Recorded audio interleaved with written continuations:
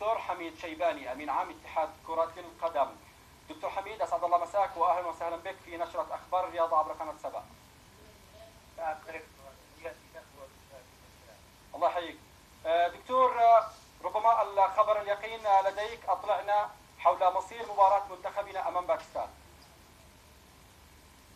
بسم الله الرحمن الرحيم. طبعا احنا تكلمنا رساله رسميه اليوم المغرب نفيد انه نتيجه الاحداث الامنيه اللي حصلت فانه قد تقرر نقل المباراه بيننا وبين باكستان الى ارض محايده، وطلب من الاتحادين ان يتفقوا على موعد جديد وارض جديده في موعد ذاتي تحت الجمال.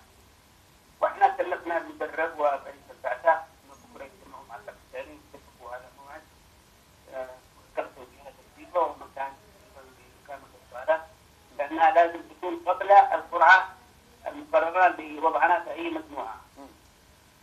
طيب، وان شاء الله نحن سنبلغكم غدا في نتائج الاجتماع. يعني لحد الان ما فيش مباراه، لحد الان فقط الخلاف حول مكان المباراه.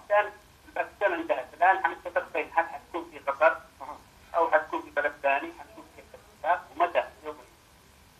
اذا فهم ان شاء الله الان ان المباراه ستنقل الى ارض محايده، وغدا المباراه لن تقام كما كان مقرر لها ان تقام في الساعه 1 ظهرا بتوقيت صنعاء. نعم. جميل. اذا الدكتور حميد شيباني امين عام اتحاد كره القدم، شكرا جزيلا لك.